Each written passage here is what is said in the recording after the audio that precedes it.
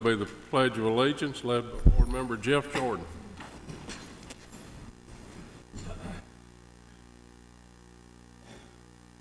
Allegiance to the flag of the United States of America and to the republic for which it stands, one nation under God, indivisible, with liberty and justice for all.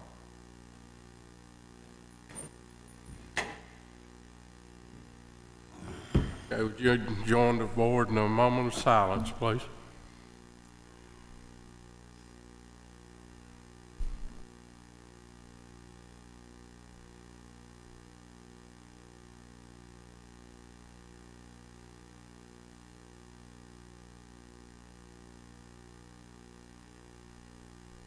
All right, number 4 on the agenda will be approval of the agenda. Have a motion for approval. Thank you, Mr. Hodge. Second. Thank you, Mr. Young. All in favor, say aye. Aye. Opposed? Okay. Approval of the consent agenda. So moved. Second. Thank you, Mr. Young. Mr. Jordan. All in favor, say aye. Aye. Aye. Opposed? Motion carries. Have any visitors, Ms. Michael? All right, Mr. Burlock, next we got something good here. Recognition of Central Manhattan High School cheerleaders to go to play state champions. Dr. Action, come up to our OB man.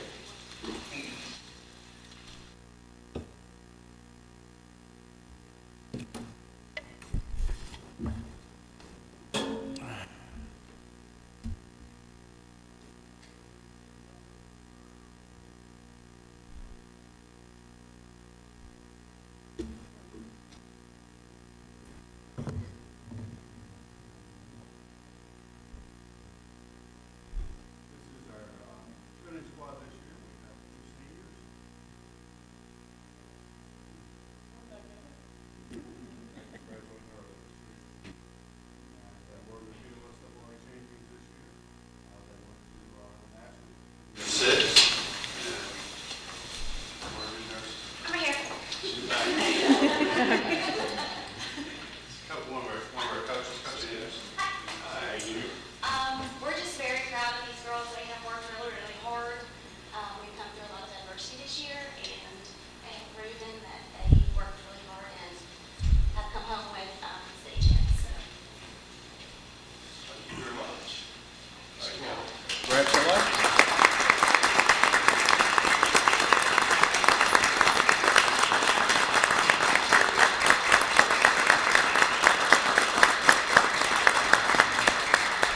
Dr. Action, I was concerned there for a moment. I thought you were the sponsor. I have known them before. Mainly with the answer team. All right, next will be the International Baccalaureate Middle School. All right, the International Baccalaureate Middle Year Program for Oakland County Schools is seeking to implement the Middle Year program at Oakland Middle School. This program is partner with Oakland High School as part of IB Continuum for grades 6 through 10 in preparation for the diploma program, currently serving grades 11 and 12 at Oakland High School. Dr. Lewis is there for some other things. Good evening again, members and Mr. Sherlock. I do want to reiterate my thanks for hearing our explanation and need for the NYP program, both at Oakland Middle School and at Oakland High School. One point that I left out last night that I wanted to bring up tonight and be sure to discuss with you, because I know that it's something that the board very much cares about, is the community partnerships that come with the IB program. This is something that is already established at Oakland High School. The seniors that participate in the IB program at Oakland High School do a project that partners with community members in the Oakland community. However, with the NYP program, we would be bringing that partnership to both the 8th graders and the 10th graders. So we would give an opportunity for us to build those community relationships within the Oakland community with our 8th grade students and our 10th grade students. And what's even more impressive about the NYP component is that it is school-wide. So we would be able to reach so many more community members because of the fact that 1,200 students at Oakland Middle School would be participating in that program as they worked through 6th, 7th, and 8th grade, building those community relationships. And then roughly 1,000 students at Oakland High School would be then again participating in it their freshman and sophomore years. So it is a big part of why we know that this would be extremely successful in our community. We also want to reiterate to you tonight that this in no way is replacing the Tennessee State standards. The NYP program is simply there to improve instruction. That's what the focus is. We're still teaching the Tennessee State standards. We're still held to the Tennessee State standards as a public school in Rutherford County in the state of Tennessee. But we do believe that through the concept of unit planning, that our teachers will be more unified and that they will have the ability to better work together to increase the rigor and the awareness outside of just the middle school and early high school classrooms. And then the last point that I want to make for you guys is I came from a high school environment. I was a high school assistant principal for 7 years before I became a middle school principal. And as a high school assistant principal moving to the middle school level, my main focus over the past 3 years is identifying and figuring out ways to prepare our middle level students for high school. And so with the push now that we see with programs such as EPSOS, dual enrollment, we see a need to better prepare our middle level students for the rigor that they're going to face at the high school level. Because so many of our middle level students entering high school are now entering courses that are not only certifying and qualifying them for high school, but for programs in school outside of high school. Once they finish, they're doing that work 9 through 12. So as a result of that, we feel confident that NYP will continue to better prepare students, as you all have worked so hard to do through programs like EPSOS, dual enrollment, AP, and IB at the high school level. So again, I just want to take this time to say thank you for listening to our request and for hopefully voting in favor of our request tonight. We do appreciate your time, and if you have any questions, Mr. Marshall from Oakland High School is here again tonight, and then Dr. Chastain, who has essentially served as the liaison for us between central office and Oakland High and Oakland Middle, and then also my administrative team is here as well. So if you guys have any questions for any of us, I'm not shy to say when I cannot answer a question, and I will happily turn it to them if needed, but I am open to any questions you have. Yes, Ms. Moore. Dr. Riss, thank you so much. And I meant to ask this last night and kind of slipped my mind. Can you kind of walk us through, because I know obviously this is a program that's very academically rigorous and you're trying to prepare them for the IB program for high school. So obviously not every student is going to want to do it or qualify.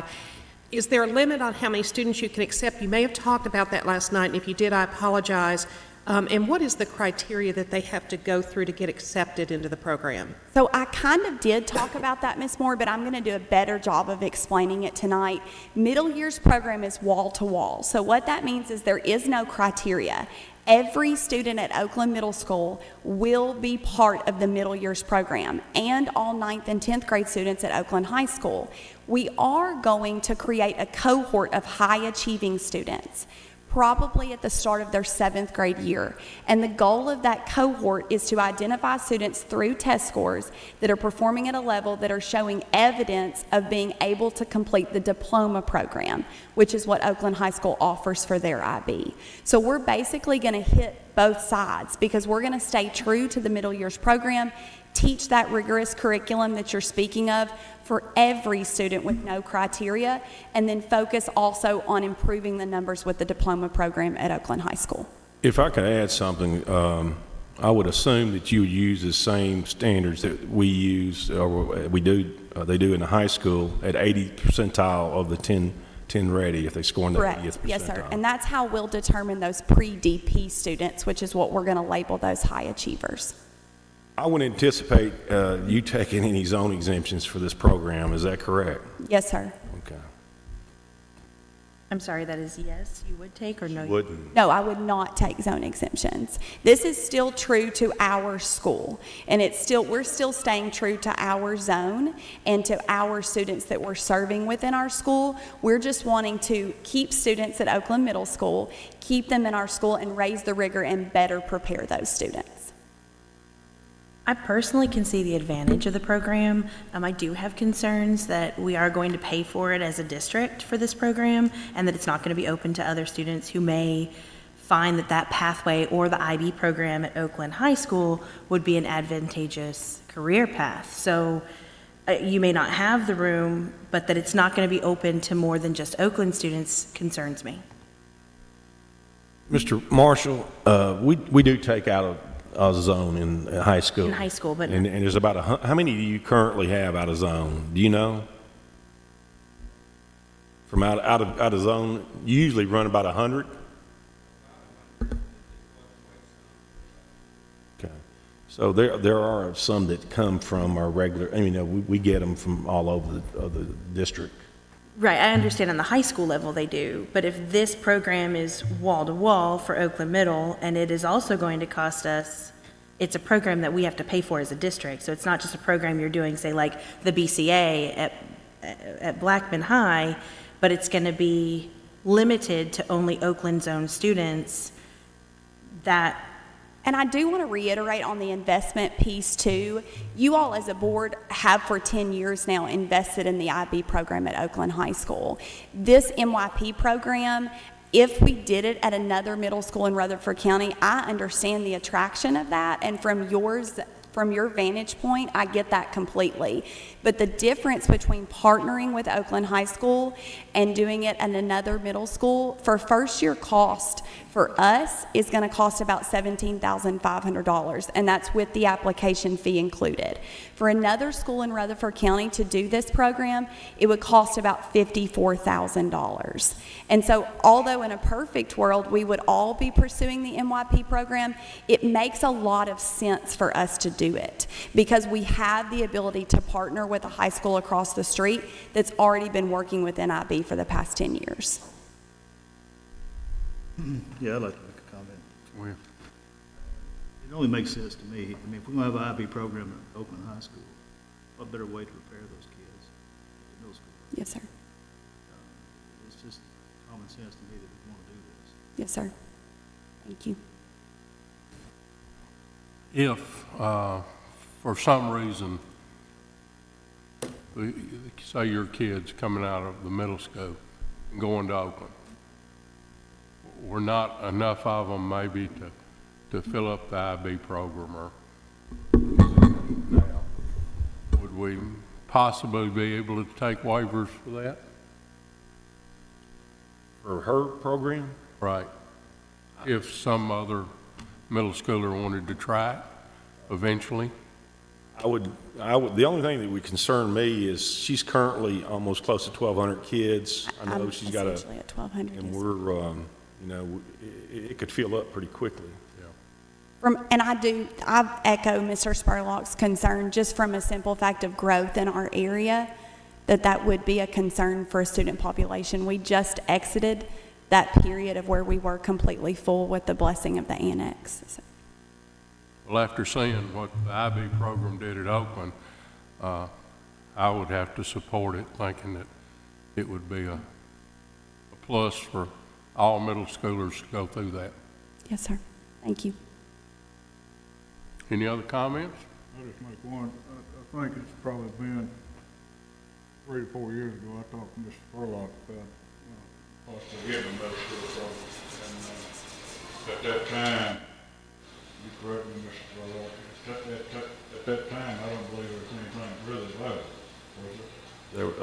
was it? There were some issues that we ran into there. And if I'm not, we're probably one of the few IB programs, and is Dr. Chastain around here anywhere?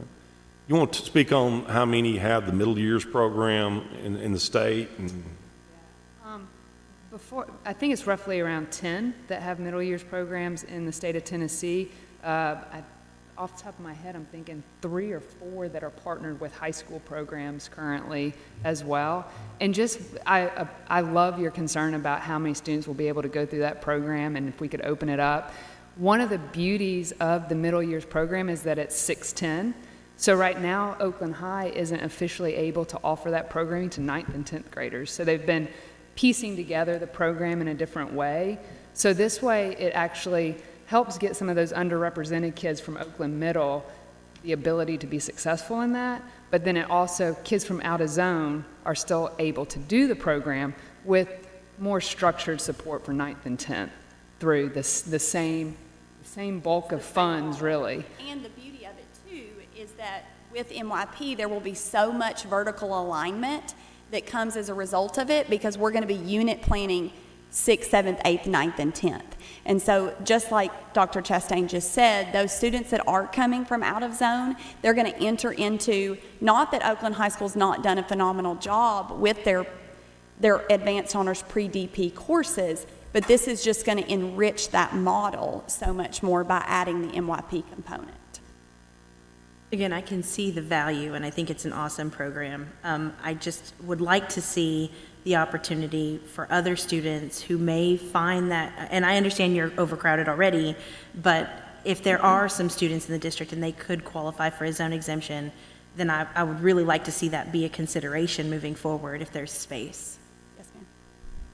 If I may, Mr. Chairman, and just to Ms. Johnson's point, and not just the dollars, but I kind of concur with her, or I do, with her thought process, because, and I think it's great that you're doing this throughout, you know, up till 10th, but if I'm not mistaken, when the children or the kids want to qualify for the IB program, once they're at Oakland High, there is some criteria before they're accepted formally in the 11th grade, is that right?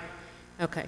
And I guess just, you know, making sure that we're not having an unfair advantage that other kids in the community that really knew they wanted to get on that IB pathway were given the opportunity to have that 6th, 7th, and 8th preparation. So just a thought. Anybody else?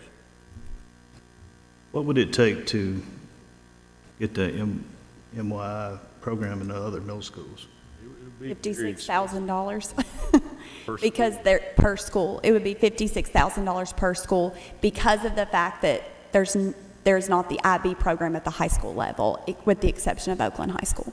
One of the things that I think that it brings to it that I would like to see, the biggest thing that I think it brings to the middle school, other than some of the instructional practices, is foreign language. Yes, sir. I think that is, if it's anything that we want to debate on, is being able to provide foreign language in some of our middle schools. I'm not saying every one of them, because not everyone wants to take a foreign language.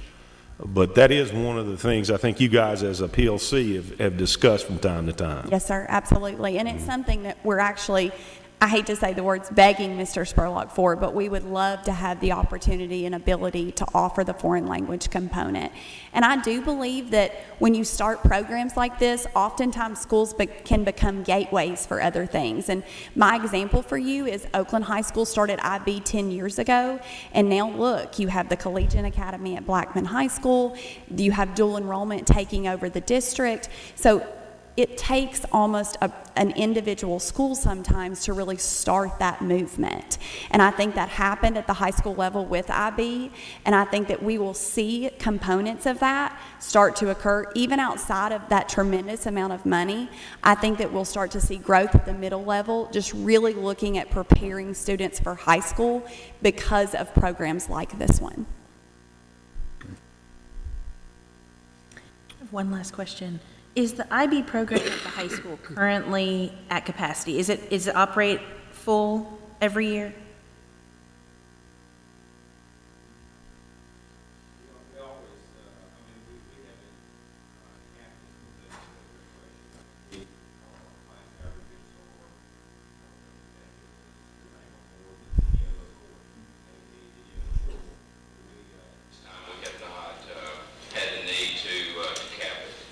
So if this were to say take off and you had an influx, At some point, would you have to cap it?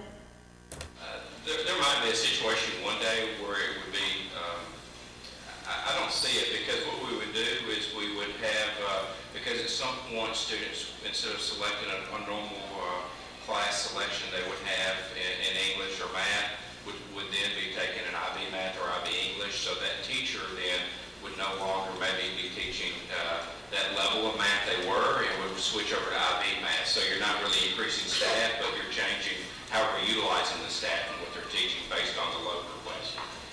And when you speak to IB representatives or you talk to different schools that have done IB, what Mr. Marshall's talking about is actually a dream come true. We want to see the IB program grow so much, especially with the diploma program, that it is where teachers that were teaching on standard level math are now teaching IB math because there's more of those students. So that, if that happens, that would mean that we had done the right thing and that it was affecting Oakland High School the way that we hope for it to. One more thing. So the IB program currently accepts zone exemptions. So you do have a cap for zone exemptions though, correct? You would have to for the IB program.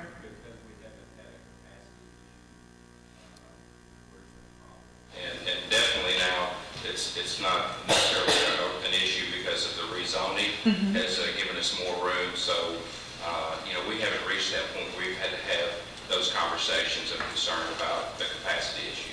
So as long as the school has space, you'll have capacity in that program. I can speak on that a little bit. We didn't start accepting zone exemptions in 2009. When I assumed the role as principal of Oakland High School in 2008, that spring, one of the things I did is ask the director of schools, Mr. Harry Gill, if we could offer it to other ends of the community, and that he did let us. And we've been going, I guess it's over 10 years now. We've never, hit a wall. That's not to say it couldn't occur inside. Yes, sir. Anyone else? Thank you, ma'am. Yes, sir. Thank you guys very much. Okay, let me just read this motion here then. Motion to approve permission to seek IB middle years program authorization as presented. Any other comments? I move to approve, Chairman. Thank you, Mr. Young. Second. Thank you, Mr. Hodge. All in favor of IB program at Oakland Middle, say aye. Aye. Opposed? Motion carries. Okay, RCS Summer Conference. All right, RCS Summer Conference and Assist Technology Support Contracts. Contract with Jessica France to serve as technology consultant and technician to set up and provide technical support for Assist Conference, which is for new teachers, July the 19th through July the 22nd of 2019. And the Rutherford County Summer Conference, which includes all of our Rutherford County teachers, July the 22nd through the 24th of 2019. The total expenditure is for $767.72, which will be covered by Title II funds. Title II funds will be in the amount of $650 plus $117.72 to cover the board's matching benefits. The required payment of usual and customary benefits are included since Ms. France is a school system employee. Motion to approve the Title II funded contract in the amount of $767.72 for Jessica France as a consultant and a technician for Assist in the Rutherford County Summer Conference, July the 19th through the 24th of 2019. Any questions or comments? Might need a motion to approve. So moved, Mr. Chairman. Thank you, ma'am. Second. Second. Ms. Sharp, thank you. All in favor, say aye. Aye. Opposed? Motion carries. Okay. 2019 Summer Conference. All right, 2019 Rutherford County School Summer Conference practitioners. As we saw last night, these are listed here. Several Rutherford County teachers will provide a 175-minute presentation session as part of the Rutherford County Summer Conference. The Rutherford County Summer Conference will be held July the 23rd through the 24th of 2019 at Siegel Middle and Siegel High Schools. All expenses will be covered by Title II funds. Title II funds will be used at the rate of $250 per day plus $45.28 to cover the board's matching benefits. Individuals will be required to pay the usual and customary benefits since they are school system employees. And I don't mind reading those over again, but I think y'all got those last night, so if y'all don't mind, we'll go to our motion. Right ahead. Motion to approve contracts for 30 Rutherford County school teachers, practitioners, in the amount not to exceed $295.28 for the above-listed Rutherford County teachers to provide one 75-minute session as part of the Rutherford County Summer Conference of 2019 as presented. Comments or questions? So moved. Thank you, Mr. Hodge. Second. Ms. Johnson, thank you. Okay, all those in favor say aye. Aye. Opposed? Motion carries. Summer training for free AP English. All right, this is kind of what was discussed earlier about training our teachers to provide rigor within the classroom. I think 2 years ago we did it with our math teachers, and it's at middle school. Am I correct on that? Okay, 8th, 9th, and 10th. So it's kind of aligned with what we just discussed with the IB. It's primarily to train our teachers in providing Tier 1 instruction that meets the rigor of the assessments that they're taking. And the Rutherford County Schools is contracting with Christian Sequoia Consultant, develop and prepare and deliver and present pre-AP English program based upon consultant's knowledge and experience related to the teaching of English and to the advanced placement program. The workshop will consist of 4 days of training for 30 Rutherford County teachers. The workshop will take place at Professional Development Center on July the 16th to the 19th in 2019. Contract fees will be covered with general education funds for instruction. My question would be, how are these teachers how are they chosen? They're selected by the middle school principals for their schools as well, along with the middle school coordinator and Miss Edie, the English specialist that we have for middle school and high school. So there's a variety of middle schools being represented here. Yes, sir. Okay. That's what, And high schools. and high schools. Okay. That's what I thought. Just check and make sure. All right. Motion to approve contract with Christian Sequoia to provide 4 days of training for pre-AP English to 30 Rutherford County teachers from July the 16th to the 19th of 2019 at an exclusive fee of $5,600. Any comments or questions? Need a motion? So moved, Mr. Chairman. Thank you, Mr. Jordan. Second? Second. Thank you. All those in favor say aye. Aye. Opposed? Motion carries. Lots of training going on in July. Lots of training going on in July. Number 12. All right, facility use approved exemption pursuant to Board Policy 3.206, public education schools and institutions, post-secondary education institutions, private universities and colleges, governmental entities or agencies that provide benefits to the Rutherford County school system or have an in-kind relationship approved by the director of school may request the Board of Education to allow an exemption from the use of facility fee, which the board may allow or deny based on the details of specific requests. The following groups qualify for the exemption: those Boy Scout Troop 320, their annual spaghetti dinner and auction, League of Women Voters, free ballet performance and private reception, and Blackman High School wrestling practices. Motion to approve the following groups requesting fee waivers for the use of facilities pursuant to Policy 3.206. Comments or questions on that? Motion to approve. So moved. Thank you, Mr. Hodge. Second. Thank you, Ms. Sharp. All those in favor say aye. Aye. Opposed? Motion carries. All right, financial matters. Okay, this is the school meal price increase for 2019-20. I think we went over last night. The breakfast is being, all are being raised for a reason, so that they match or close proximity to those that we're being funded for and are free and reduced. If there's not any questions, I'll go to the motion.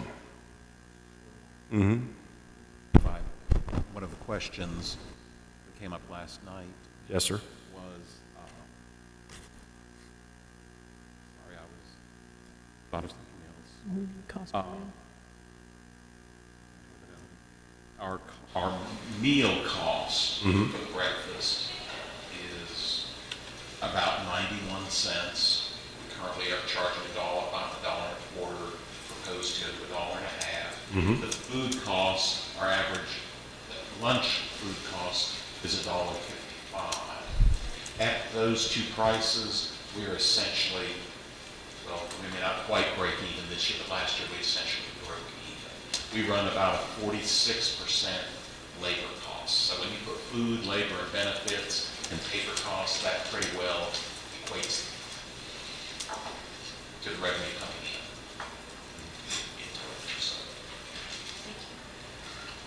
Okay. Motion to approve the set 2019-20 school lunch prices at $2.75 for elementary, $3 for middle and high school, $3.50 for teachers, $3.75 for visitors, and $1.50 for breakfast as presented. Any questions or comments? Need a motion to approve. Move to approve, Chairman. Thank you, Mr. Young. Second. Second. Thank you, Mr. Hodge. All in favor, say aye. Aye. Opposed? Motion carries. Facilities. Okay, facilities, Oakland Middle School Annex. The final cost for Oakland Middle School Annex addition from R.G. Anderson Company is $12,291,765.70. The final change order is a credit in the amount of $819,234.30. Construction and Engineering recommends approval of the final change order. Change order number 2 from R.G. Anderson Company of a credit in the amount of $819,234.30. Motion to approve the final credit change order number 2 in the amount of $819,234.30. Questions? Y'all ought to be jumping in at this motion. We need more motions like that. Yeah. Motion to approve. Second. Second? Yes, second. Thank you, Ms. Moore. All in favor, say aye. Aye. Opposed? All right, insurance update. The chart that was left at your seats includes it updated for January. We're doing well so far in this fiscal year. That's always good to see. We had our insurance committee meeting today. We are going out with RFPs for the flexible spending accounts. That vendor will be, I think the proposals are due April 3rd, early April. It will be awarded, and then it will not go into effect until January 2020, whatever vendor is selected at that point. The issue of opening the, well, and I understand that the commission has opened the medical insurance to commissioners, school board members, and road board members, and that will come into effect July 1st. One of the insurance committee members was rather unhappy because the insurance committee had left it that would come back to the insurance committee, and it kind of got preempted. So a motion was made after that our employee insurance should be reopened to spouses who have insurance available through their employers. those spouses were booted off our plan 2 or 3 years ago as a cost saving. And I budgeted, I'm thinking somewhere around a 20% swing, and it wound up, in total, we probably had a $5 million savings just in school board funds from that change. So we had a recess and we're discussing it. It was we need more information before the insurance committee can even make an informed decision about that. So it was deferred to next month, and we'll see what happens with that. It would be, if we undid that change, it would be a major cost in our budget and to the county's budget too. So we'll see how that unfolds. Do you have any thoughts, Mr. Spurlock, on how you'd like to get input from the board members? Yeah, I think we probably do need to obviously get some input. So what I'm hearing from you, when we made that switch a few years back, there was some considerable savings on our part. Now, in the committee, it was brought up by one of the members. One of the members within the committee.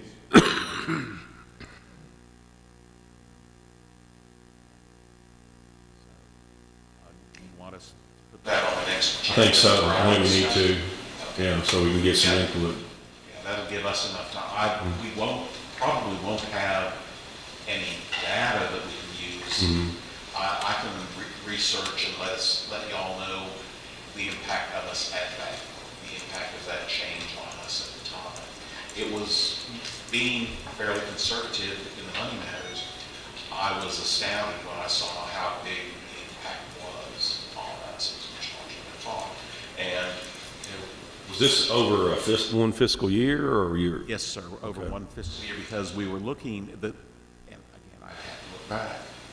It was at least a 5%, our increase at the start of the next January was dropped at least 5% because of that.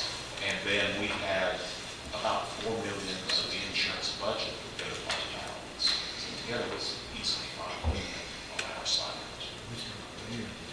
Put that on next January. Sounds good. Any other questions? I got a question for Mr. Sandate. On this chart you give us, looking at it last year, revenues for about $5 million above the expenditures for the year, correct? For the county, that's the county. Yes, sir.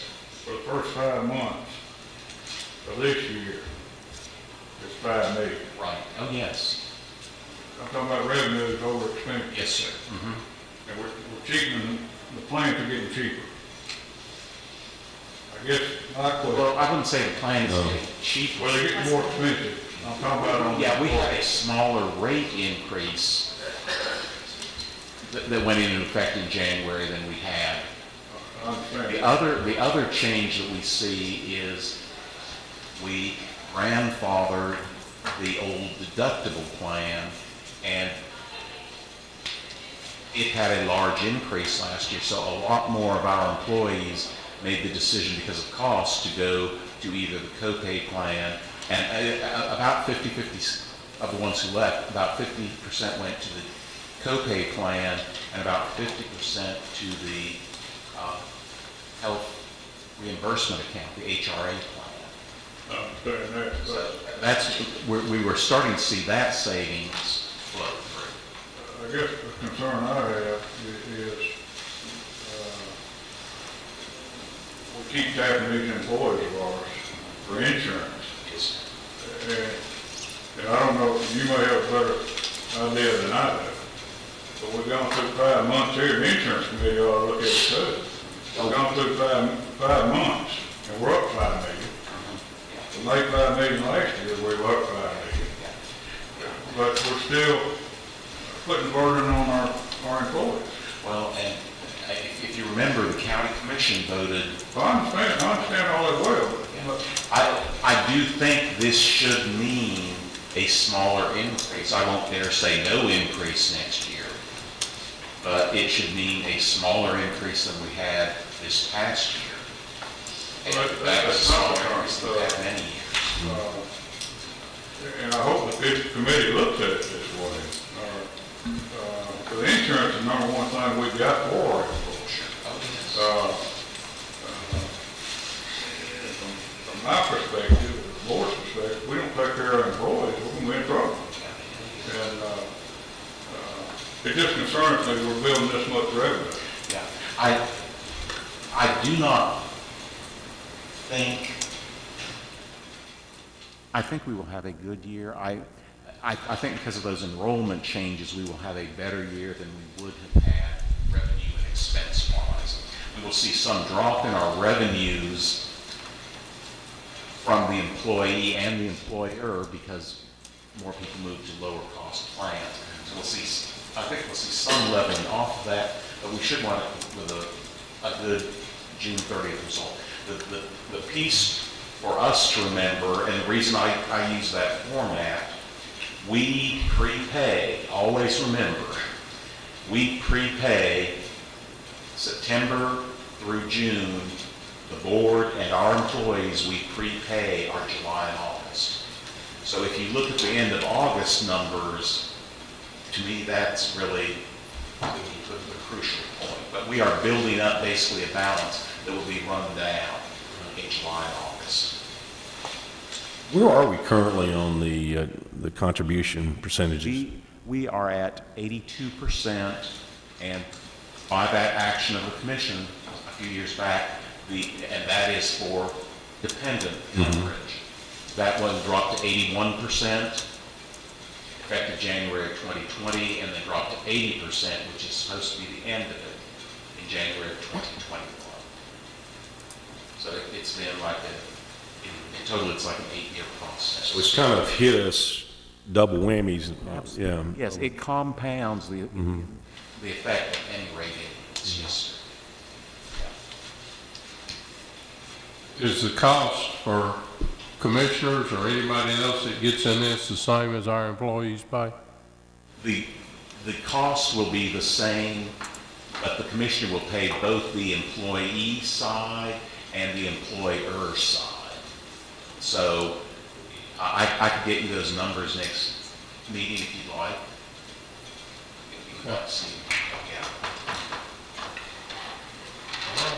I have a couple of questions for you, Mr. Sandvig, and then just a couple of points that I would like to make too, having had the benefit of being there at that meeting today. First of all, just a quick question, going back to the things that were going out for bid.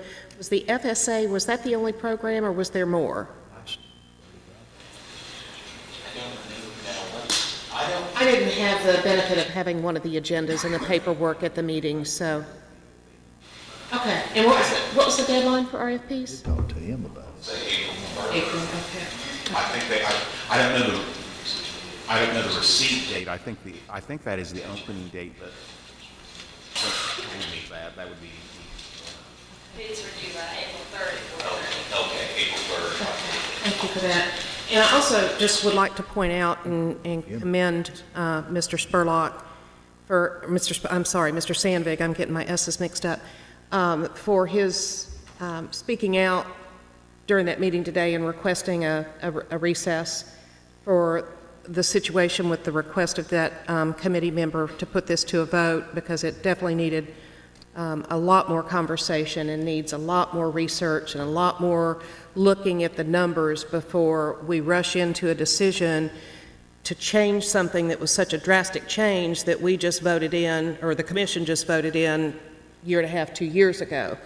And I think it's real important, and I just kind of like to emphasize for everyone here, and I know Mr. Spurlock, that change was made before you took on the role of director. So just to clarify, it's important for everybody to understand, because I know it becomes a very passionate argument or concern of employees, and of course the phrase that gets bandied about is, my spouse got kicked off.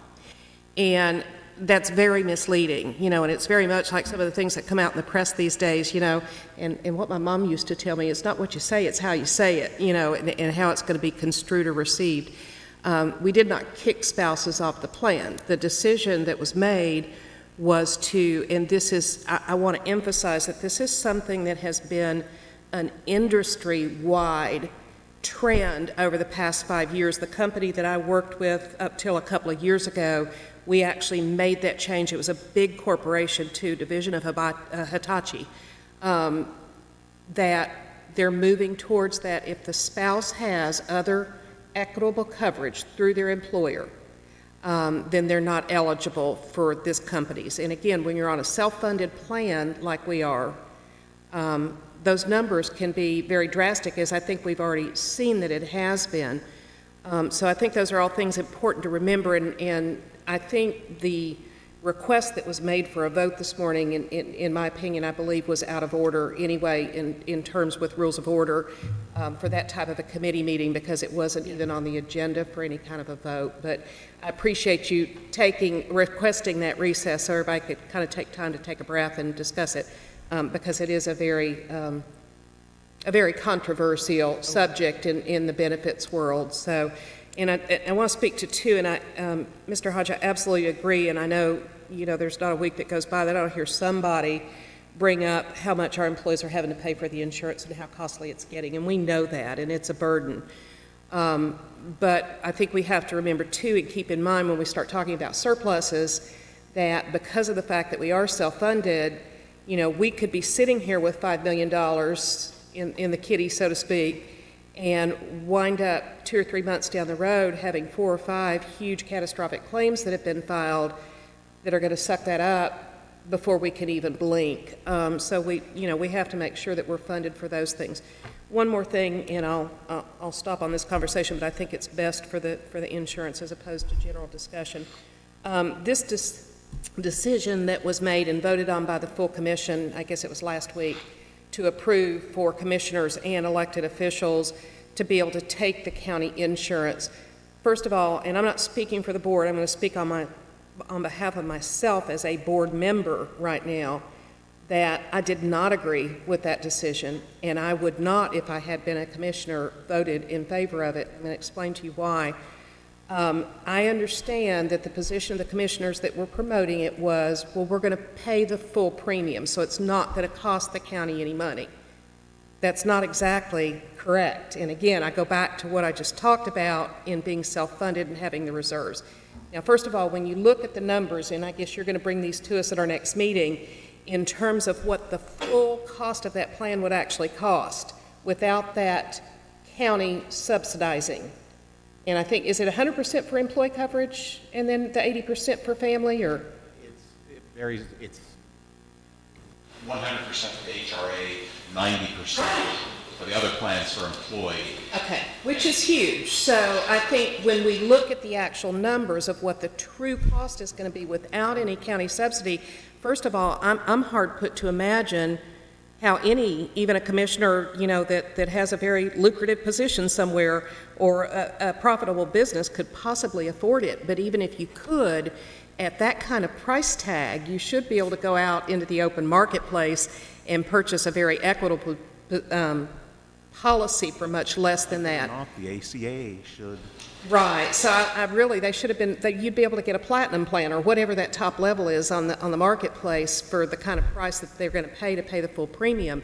But I think it's important to note, too, that, again, because we're self-funded, just because they're paying that full premium, even if they're paying $1,500 a month for that insurance, if someone that's been granted into this through the whole decision on elected officials were to have catastrophic claims, it could indeed very well cost the county more money. So I do understand these employees' concerns on that, and quite frankly, in this particular subject, I agree with them. And again, I don't know, I haven't discussed this with any of my fellow board members. That's just my personal opinion and take on it.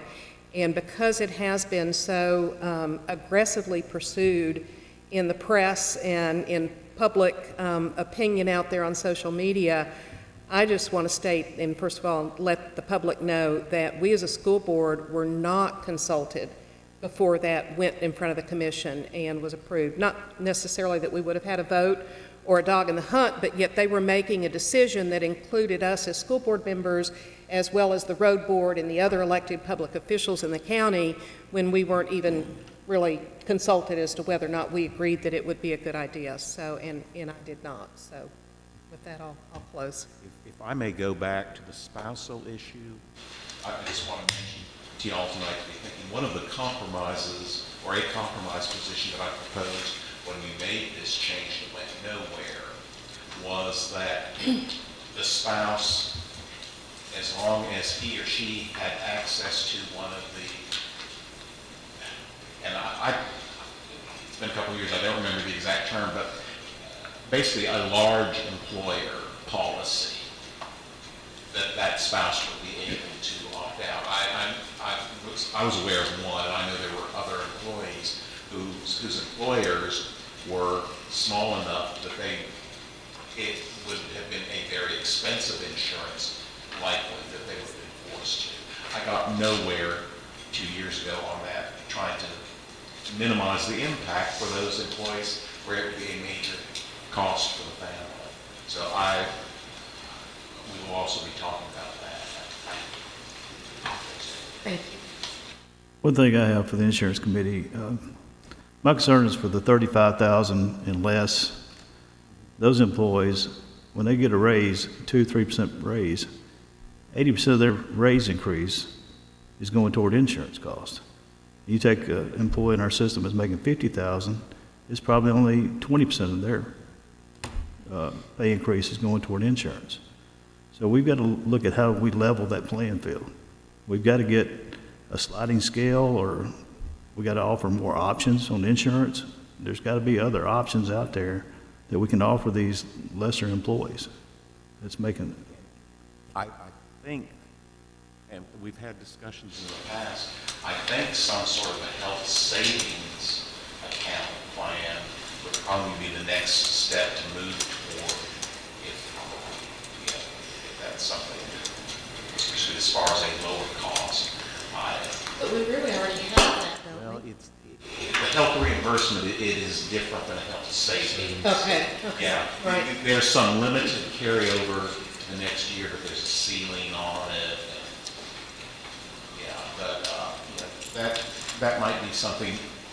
Right now, Ms. Miller is our interim director. She has no interest in, I believe, in staying long term. She came out of retirement to do this as a favor to the county, I believe. But I think for her successor, that will be a topic to bring up, and maybe we can come up with something to address those concerns. But I'd like to see that conversation again, if you could push that forward. When you bring us those numbers back, yes, sir. Will you be able to tell us if it's going to cost our employees anything more? Oh, I try not to open my mouth when I shouldn't at commission meetings. So, as Ms. Moore said, absolutely, there's that possibility of adverse selection. Our COBRA rates when you leave employment here, those rates are higher because of adverse selection. The people who opt to take COBRA, overall, the average cost is higher. There is definitely that potential. Now, dollar-wise to the plan, statistically, it might be immeasurable.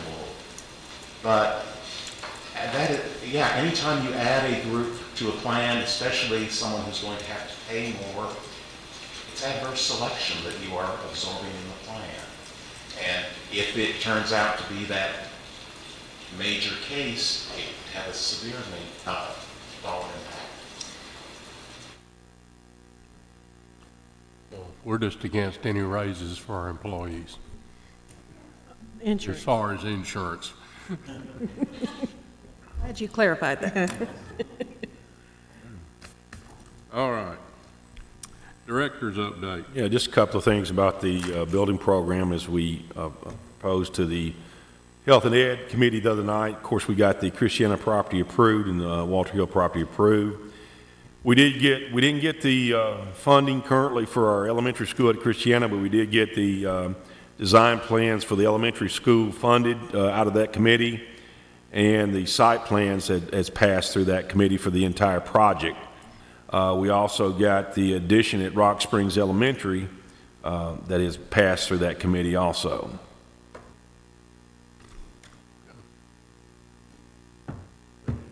That's it. All right, TLN. Okay, well, I probably talked enough last night, but actually I realized last night that I had been remiss that we had the Day on the Hill event with the DSBA. I guess it's been, what, 2 weeks ago now, Ms. Sharp? And I was not able to attend, but Ms. Sharp was there. She mentioned that last night. So I had reached out to her and asked her if she would actually give a report on what happened Day on the Hill and if she has any updates on bills, because I believe at this point she may be a little more up to speed than I am. So is this, you brought us this packet? I brought this packet. This is what TSBA gave to us. They are, it includes the briefs on the bills that aren't captioned, that are out in public view. And the back part of it is the bill number, who supports it, and whether they oppose or they support the bill. It also includes all your representatives that are supporting some of these bills, their phone numbers, their email addresses, and what committees they might be on. So it's your representatives and your senators. I haven't heard anything else on the education voucher / ESA bill, other than the fact that it was going to be tied to the TN Ready assessments from someone that was deep inside. But that's all I have heard. I did speak with several representatives, and I think most of our teachers just left. They'll get a kick out of this. Some of our representatives thought that the vouchers were a good idea because it might drum up some competition, and that our teachers might, get better curriculum or do better curriculum. And, had to inform them that our teachers, classrooms are very regulated. I know some of y'all can yes or no, very regulated, and they have to teach Tennessee standards. And so one of the things the principal at Thurman Francis asked our new commissioner for was more classroom instruction time, because after they went through the regulations, the things that they were required to do by the standards and everything, they had very little actual teaching time. And we hear a lot of people talking about teaching to the test. So with me being out in the field, I see a lot of that. We have great teachers, but we just need to let them teach. So I will be following up with some more of the legislatures to talk more about education savings accounts, because I'm hearing it's going to be March 4th before the ESA is going to be brought to the floor.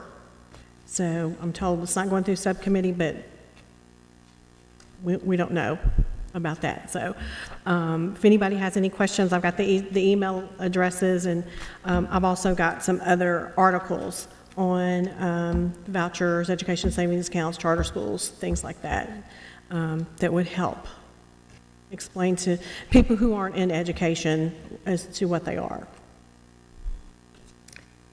If I may, were you finished, Ms. Sharp? Yes. Well, first of all, thank you for bringing this. You've done a lot of research on this, and appreciate all the work that you've done. And while we're on the subject again of vouchers and ESAs, we've done our resolution. We've done a joint resolution, of course, with the City School Board. We're going to present that Monday night to the steering committee at the County Commission, and hopefully have it voted that we'll be able to take it to full commission, in hopes that our commissioners will have a majority that agree with us on this subject and will be willing possibly to either do their own resolution, or that we would add an addendum to ours, even though it's going to have already gone out.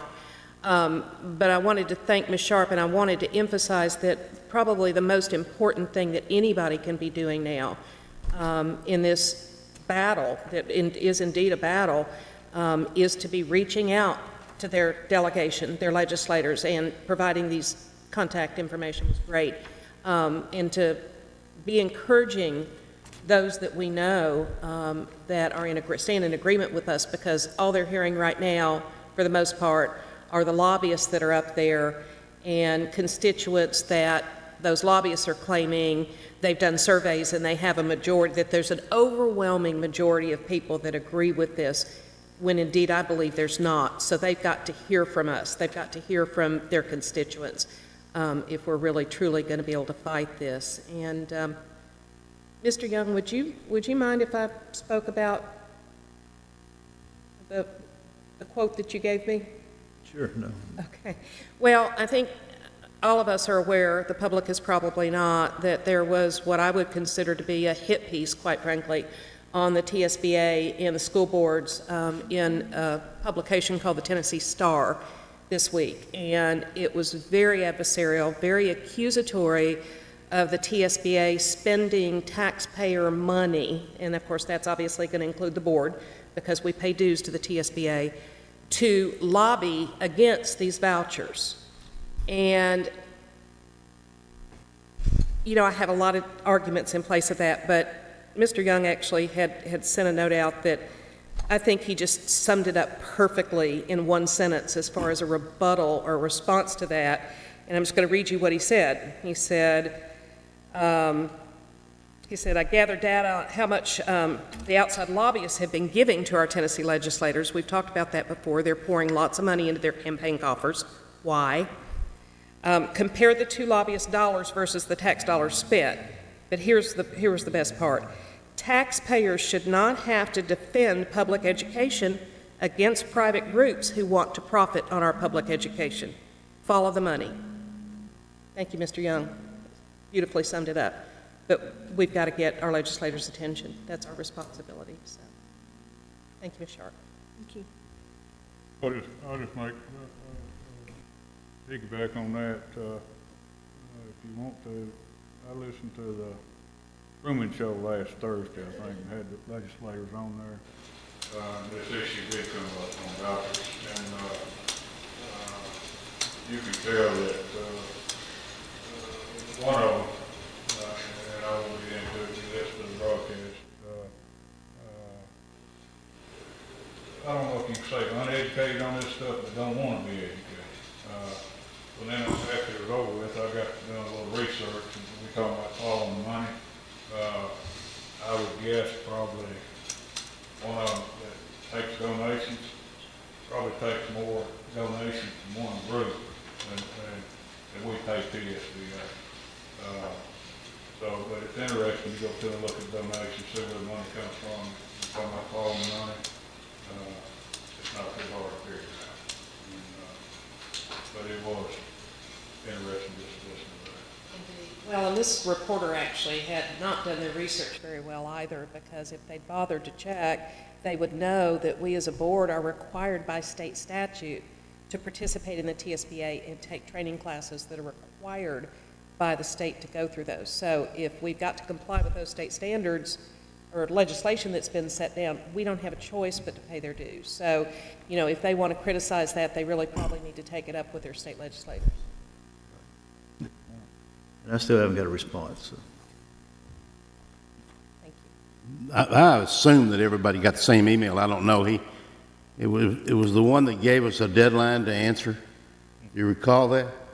Oh. I assume, yeah, from the reporter of the Tennessee Star, which I'd never heard of, and I just soon never hear from again.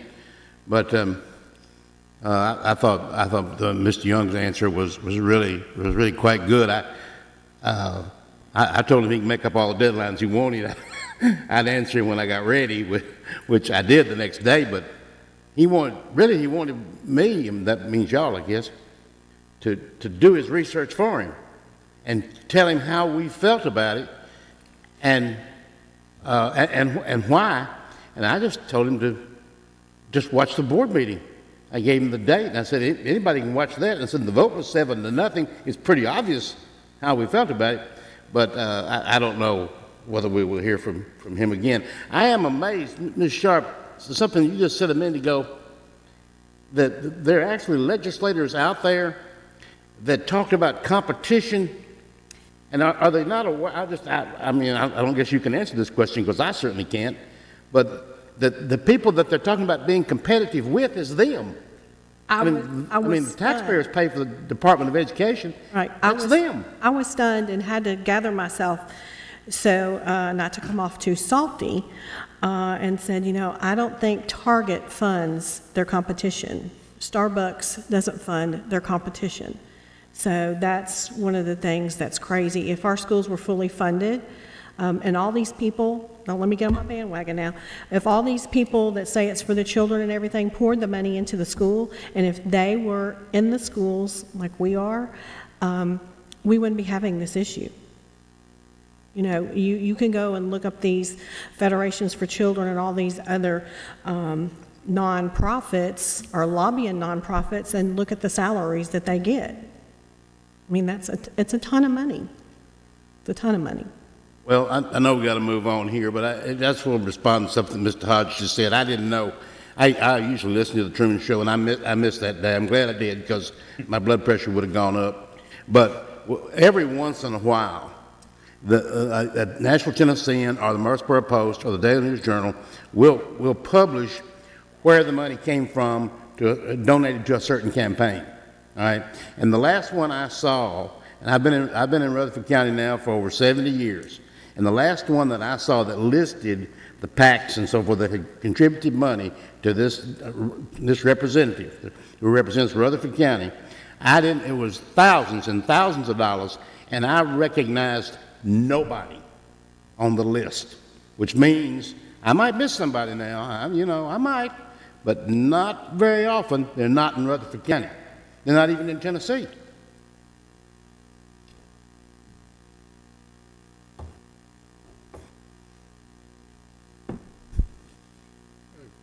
That it, Mr. Hodge? Well, that's my 2 cents on the state. You want the federal now? Yes. Federal's a whole lot easier, and I don't think we have to worry about a whole lot of it. I know I don't, because I'm not going to be donating. I think Ms. Sharp sent this to all the board members today, Commissioner of Education. The boss, she announced a federal tax credit for school choice. And if you got any extra money and you want to donate to private schools, they're looking for a proposal of $5 billion federal tax credit for donations. Not individuals, but correct Mr. Sandgate. As far as this federal tax donation, what they're talking about, yes, the law says, that's just an individual making a straight donation for a scholarship or something, correct? It would be very interesting to see how the rules unfolded on that. Normally, you cannot, and that's the unequal donation precept, that you cannot make a donation that is designated for a particular person and it be tax exempt, right? So, but you donate to a scholarship, right, basically yes, what it's looking like. I think in this article, it basically, one sentence there basically sums everything up. She hadn't, since she's been commissioned over the education department, that meant she's not making a lot of headway on school vouchers and charter schools. So this is the next thing she's throwing at our president for school choice, is the whole idea. So basically another federally subsidized handout program, right? Exactly. Yeah. It's not an individual, it's like a parent taking a tax deduction. It's for someone who donates a lot of money into this fund. But I thought I read the article and thought it was interesting. I don't know where it's going to end, but anyway, I don't have to worry about that now.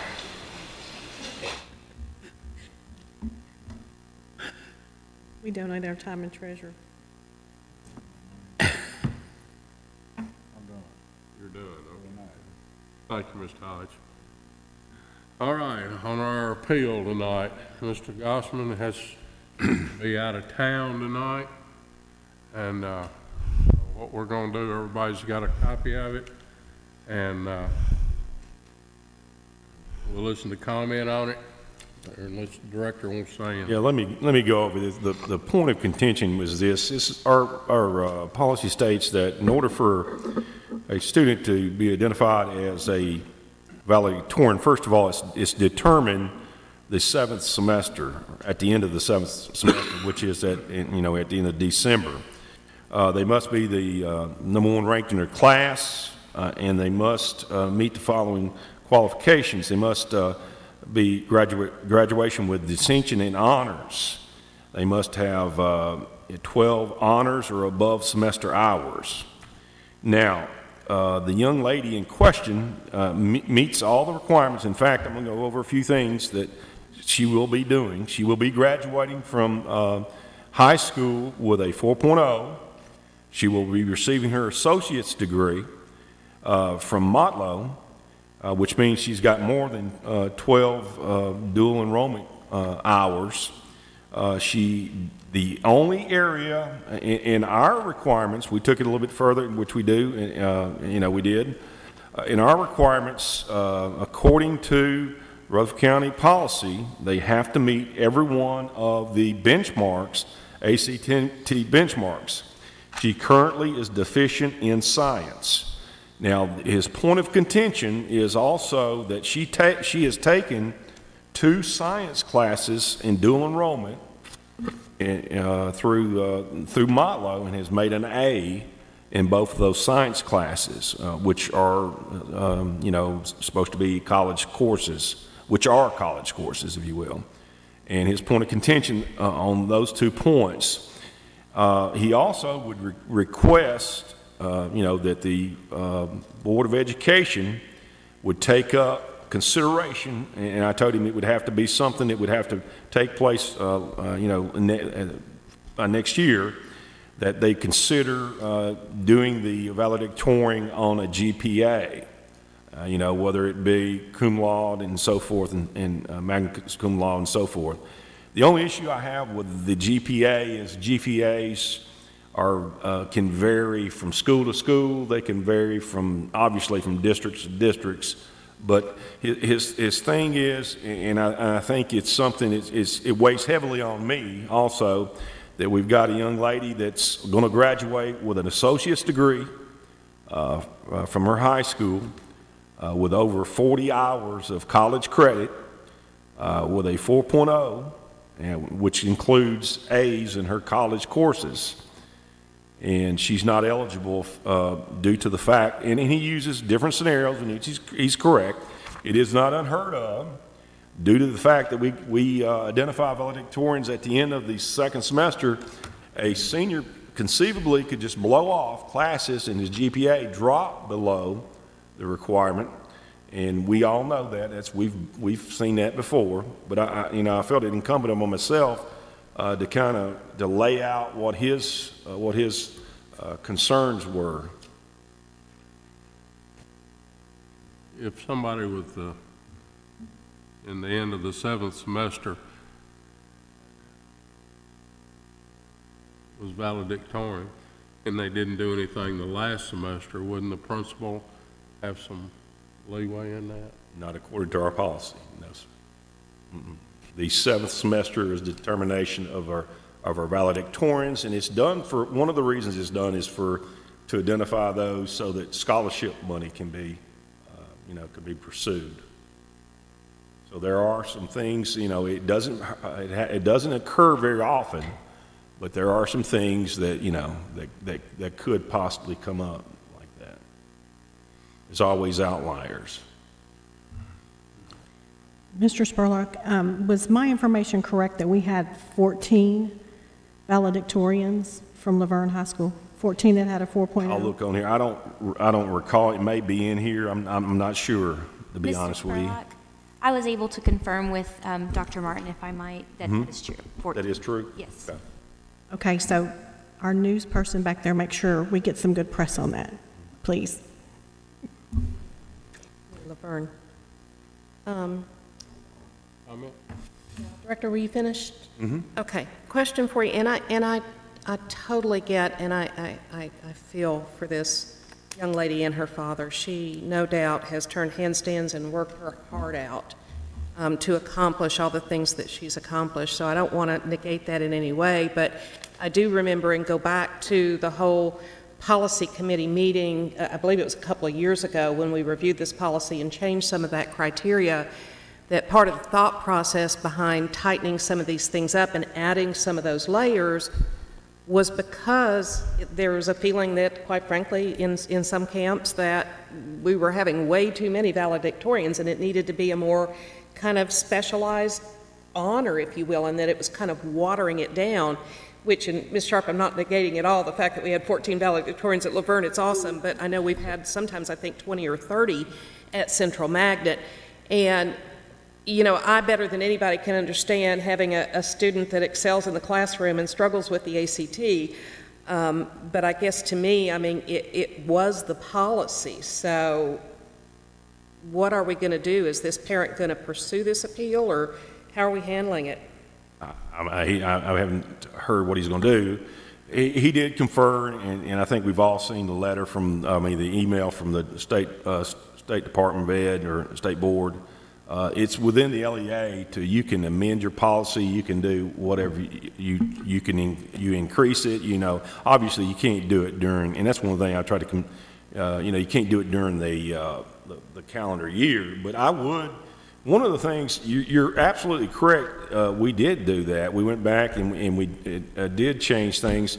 And as we're adding more and more of these dual enrollment was not as large as it currently is in our state and definitely in our county. So it's probably something we do need to go back and revisit. I'm not saying we need to lower our standards, but there are some things that we probably need to go back and revisit in terms of the ACT and how we use that ACT, because, you know, there's some more things that's coming into play right now. Like I said, the young lady will graduate with an associate's degree with 41 college credit hours, you know, which is great. I mean, and a 4.0, and I think, you know, I'm just laying it out there. I think there are some things that we can probably, and you can maybe speak on this page, we can kind of, because you and I discussed it a little bit, if you want to. Absolutely. So, you know, in reviewing the policy, there's not necessarily discretion built in as it is written now. At the policy committee meeting, it's something we could discuss was incorporating those dual enrollments, even maybe expressly, giving them some weight, taking a look at the grades that are accomplished there, the associate's degree. This student met the graduation with distinction requirement, and so she will also have that honor. Maybe looking at that and tying that more into our valedictorian, salutatorian. So we have broad discretion to kind of modify that. So perhaps even a kind of an either or, perhaps sort of scenario written into that, still keeping those higher standards. And I think that's great, and I'm not suggesting that we don't want to look at this policy again. Obviously, there have been some concerns, but I do think, you know, before we can change the policy, it has to go in front of the policy committee, and the board has to vote on it, correct? Yes. Thank you. Mr. Spurlock, she did in fact take the ACT again just recently. I do believe, I think she did take it, but I don't know if she's gotten her score back yet. I know my son took his about a month or so ago, and it's going to be a while before they come back. If I'm reading her transcript correctly, she's taken the ACT 5 times and did not meet that threshold on that particular score any of those 5 tries, or she would have been granted valedictorian status, right? I kind of agree, I think, with what Ms. Moore said and the director too. I think we probably need to look at this, and maybe have staff look at it very closely. I'd have no problem at all if Mr. Zago and Ms. Martin, director, and perhaps others had some input and some recommendations on this at all. I think that would be a good thing. I think we probably need to do that. But and I don't know this young lady at all. I have met her father. Certainly not against them in any way. I hope nobody interprets it that way, but it's kind of difficult to start the year with a certain set of rules in place, and then along about March 1st, you said, well, now, we didn't really like that rule, so we're going to change it now. Now, if we won't change it, that's fine, but we're at the end of the stream, really. We're not in the middle of the stream, and I think we ought to be very cautious with this. I'm sorry that it happened. I guess there's all kinds of ways that you can maybe that something could happen. There's so many tests and so much stuff that people take today. We've all been to numerous graduations, and almost all of our high schools have a large number of valedictorians at 10, 12, 14. And the only problem that they've ever had that I know of with that, now I'm not a principal, Mr. Spurlock maybe can speak to this maybe, but is that how you're going to handle graduation? You're going to let 15 people speak 2 minutes each? And the answer to that question now, as you all know, is no. Usually they select 1 or 2, and they have a video, and they read the names, and of course they've got the appropriate graduation gown on, and that's generally enough. And I think I don't have any problem with the number. Matter of fact, I'm kind of honored, like you said. I think that's great. We have that many people. But anyway, that's just some thoughts. I can remember back when we looked over this thing a couple of years ago. One of the main reasons we looked over it was the amount of students we had as far as valedictorians. You know, when I was in high school, that's several years ago. I mean, you may have 1 or 2, okay? But now, as far as actual numbers go, what we did then, I don't think has had any effect on any of it. We still got, my personal opinion, we still got the same amount as what we had back then. You're right. And I do think that we need to do something from board level, or have staff at least get into it. And it's hard for me to visualize or understand. You know, I figured the valedictorian would be the top of the class, top 1, not the top 30, top 25, or anything like that. And I think it's probably a good idea to revisit this thing somewhere in the near future, I guess, or for the next school year, where we. Yeah, if I can speak on that, Mr. Hodge, one of the things that, and I don't know how we did this before, but one of the things we would need to do is grandfather it in, you know, with your incoming freshman class and stuff like that. That's probably how you did it before too. I don't recall, but I know that was one of the issues that we got into it. Right. Was that scenario. Right. You know, I guess, you know, I feel for this young lady. I mean, I don't know how many of them had 4 O's out of the 14. All of them. All of them had 4 O's, well, I'm glad for that. You know, I guess, you know, like I said, I just feel for the girl. I mean, as far as having a college degree and all that, already coming out of high school. But I also understand the ACT part. You know, I understand that aspect of it too. 4.0 is obviously terrific, but let's not forget it depends on what you're taking. Well, that's my whole point, going back to valedictorian, as far as compare the classes. I've always said that. And I think that's why, though, I don't know who was part of it, but I think that's why they added the 12 hours in advanced placement or advanced coursework.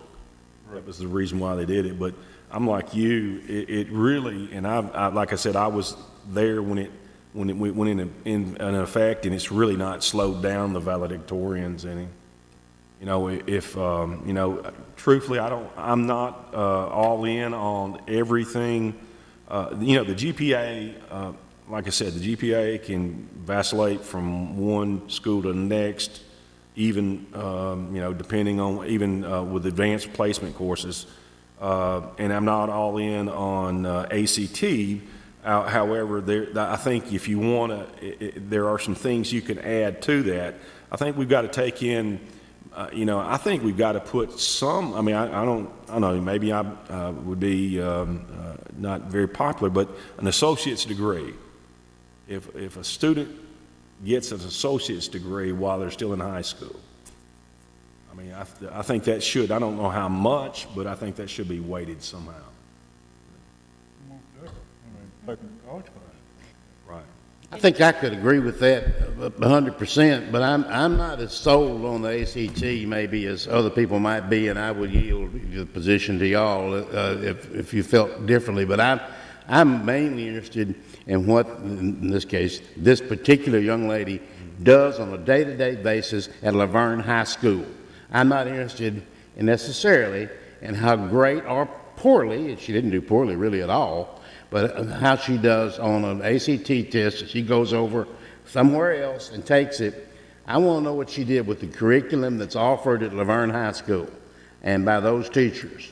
And I'd like to, and if we graded her just on that, we probably wouldn't be having this discussion. But we're having discussion because she was a point or two short on, I think it was just really literally a point or two short in science. We don't know what was on that science test. We got no idea. But we know what's on the Laverne test because Laverne teachers are teaching. One of the things, and I think Dr. Chastain could probably speak on this because she's had a lot of experience with it too, the ACT science test is really not ACT. Am I correct in that statement? All science, excuse me. It's not content specific. Mm.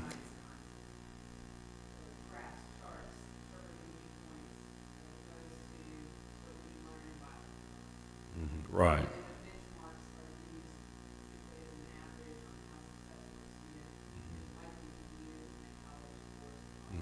Right. So you made my point for me, and I appreciate it. But the curriculum, as I'm sure everybody knows, is set up by the state of Tennessee, and the textbooks are purchased by us based on that curriculum, and that's what I'm interested in how she does. And that necessarily is not on the ACT test. Well, and if I may, I agree with all of that, and I completely get it. But again, I just want to make sure that we're not going outside of our, because it is the policy, and she didn't meet the criteria. So I always get concerned if we're not complying with policy that there might be other kids out there that fell into a similar type of category that we don't even know about because they didn't push the issue. And I absolutely agree that the policy after all of this needs to be reviewed, no question about it, but we need to go about it in accordance with the rules. And I don't think we need to violate the policy because we feel like there's all these exceptions. So, Well, at this point, I think I just made that very point, and that's where we are. Mm. I don't think there's a motion here anyway. Right. This is for information only. Well, the 14 valedictorians evidently that made it met all our criteria, right? Those have 4.0. I just know those had 4.0s. What else they had, I'm not sure. They would have to follow. So evidently it can be done, and no matter how hard somebody works and what they do, you don't always win. So,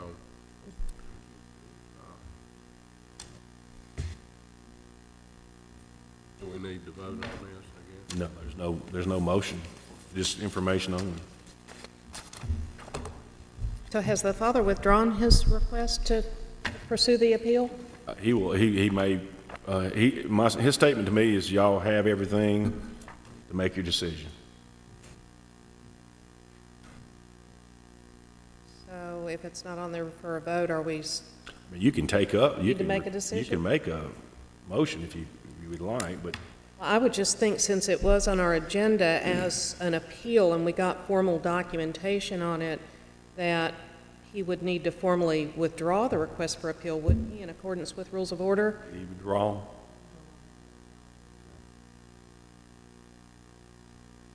Mr. Reed, can you speak to that maybe?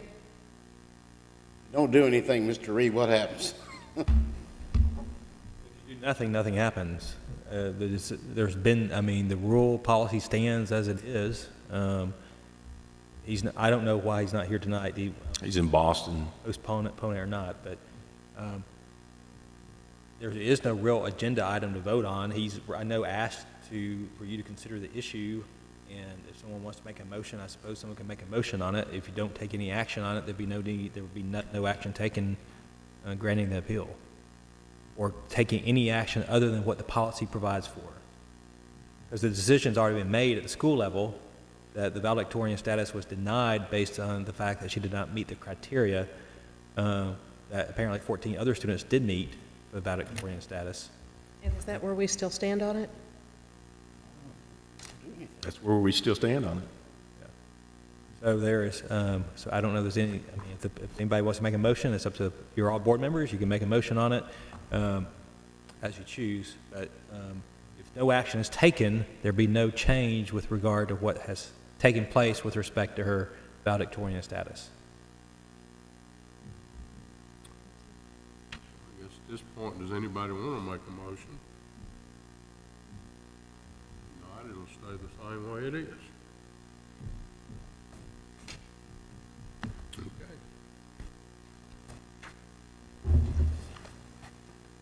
All right, general discussion.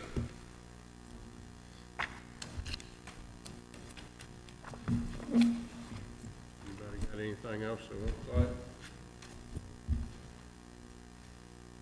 All right, no other business, will be adjourned.